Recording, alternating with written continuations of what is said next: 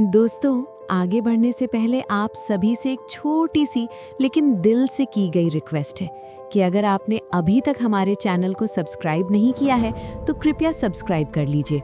यही सवाल पति ब्रह्मचारी के आने वाले एपिसोड्स में दर्शकों के दिल को झकझोरने वाला है। आज की कहानी सिर्फ एक झगड़े की नहीं बल्कि उस टूटन की है जो प्यार, अहंकार और पछतावे के बीच जन्म लेती है।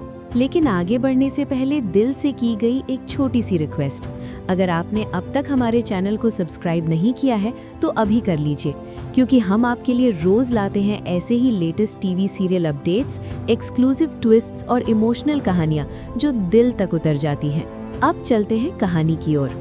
कहानी उस मोड़ पर पहुंच चुकी है जहां सूरज और ईशा के रिश्ते में लंबे समय से दबा तनाव आखिरकार बाहर आ जाता है। छोटी सी बहस जो शायद किसी और दिन आसानी से सुलझ सकती थी, आज आग का रूप ले लेती है।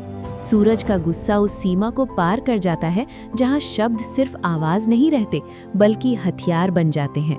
गुस्से में डूबा सूरज वो बातें कह जाता है जो किसी भी औरत के आत्मसम्मान को चूर चूर कर सकती हैं। उसके शब्दों में सिर्फ नाराजगी नहीं बल्कि शक, ताने और अधूरा दर्द छुपा होता है। लेकिन वो ये नहीं देख पाता कि हर वाक्य ईशा के दिल पर गहरे जख्म छोड़ रहा है। ईशा, जो अब तक हर हाल में सूरज के साथ खड़ी रही, जिसने अपने सपनों, अपनी इच्छाओं और कई बार अपने आत्मसम्मान को भी पीछे रखा, आज वही ईशा खुद को अपमानित, अकेला और अंदर से टूटा हुआ महसूस करती है।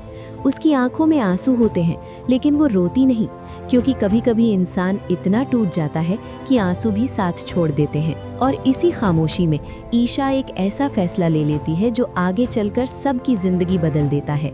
बिना कुछ कहे, बिना सफाई दिए ईशा चुपचाप घर छोड़कर निकल जाती है। उसका यूं अचानक जाना इस बात का सबूत होता है कि सूरज के शब्दों ने उसे कितनी गहरी चोट पहुंचाई है। कुछ वक्त बाद जब सूरज का गुस्सा ठंडा पड़ता है तो पछतावे की आग जलने लगती है। उसे याद आने लगता है कि ईशा ने कैसे हर मुश्किल में उसका साथ दिया, कैसे बिना शिकायत उसकी दुनिया संभाली। लेकिन तब तक बहुत देर हो चुकी होती है, क्योंकि तभी कहानी में आता है सबसे बड़ा और दिल दहला देने वाला मोड़। सड़क पार करती ईशा और अचानक एक तेज रफ्तार गाड़ी।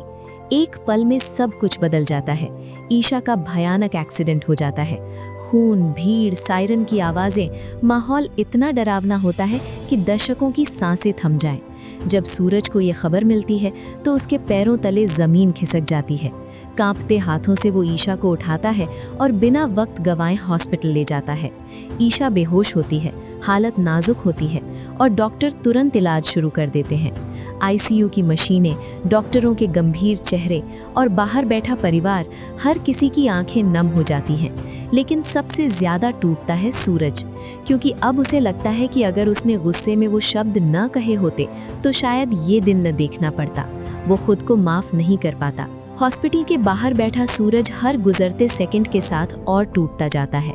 ऑपरेशन थिएटर के दरवाजे की ओर उसकी निगाहें बार बार उठती हैं और झुक जाती हैं। उसके दिमाग में वही पल घूमता रहता है, वही शब्द, वही गुस्सा।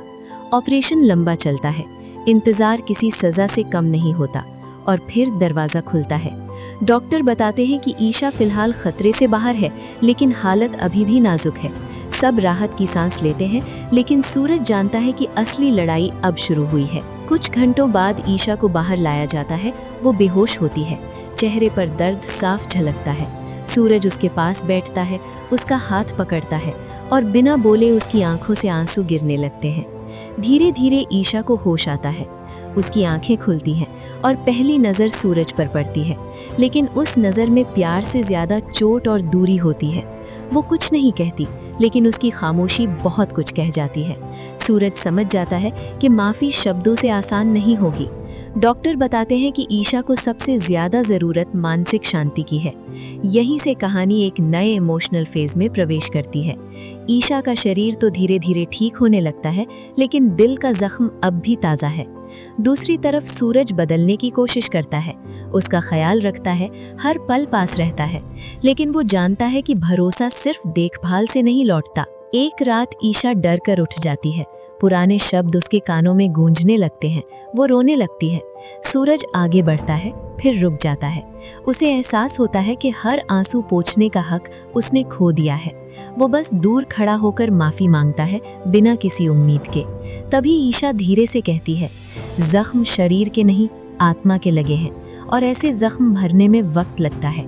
ये शब्द सूरज के दिल पर हथौड़े की तरह गिरते हैं, लेकिन वो भागता नहीं, वो वहीं ठहर जाता है। हॉस्पिटल से छुट्टी के बाद ईशा घर लौटती है, लेकिन पहले जैसी नहीं। वो अपने लिए सीमाएं तय करती है, साफ कह देती है कि अगर दोबारा वही अपमान हुआ तो वो खुद को बचाने के लिए कोई भी कदम उठाएगी। सूरज चुप रहता है, क्योंकि अब वो समझ चुका है कभी कभी चुप रहना ही सच्ची माफी होती है। यहीं से पति ब्रह्मचारी की कहानी एक नए दौर में प्रवेश करती है। अब सवाल सिर्फ ईशा के ठीक होने का नहीं, बल्कि सूरज के सच में बदलने का है। क्या ईशा फिर से भरोसा कर पाएगी? क्या सूरज अपने वादों पर खरा उतरेगा? या फिर ये हादसा उनके रिश्ते पर खींची गई एक ऐसी रेखा बन जाएगा जिसे पार करना नामुमकिन होगा? आप इस पूरे ट्रैक के बारे में क्या सोचते हैं? नीचे कमेंट सेक्शन में अपनी राय जरूर बताइए। टीम ईशा या टीम सूरज? अगर आप मानते हैं कि ईशा ने जो सहा वो गलत था, तो कमेंट में लिखिए टीम ईशा रेड हार्ट। और अगर आपको लगता है सूरज को एक और मौका मिलना चाहिए, तो लिखिए सेकंड चांस। क्या ईशा को माफ कर देना चाहिए? ईमानदारी से बताइए, क्या ईशा को सूरज को माफ कर देना चाहिए या आत्मसम्मान के लिए उसे सख्त फैसला लेना चाहिए? यस या नो में जवाब दीजिए। लाइक फॉर ईशा, एक लाइक ईशा की हिम्मत के लिए और एक कमेंट उसके आत्मसम्मान के लिए।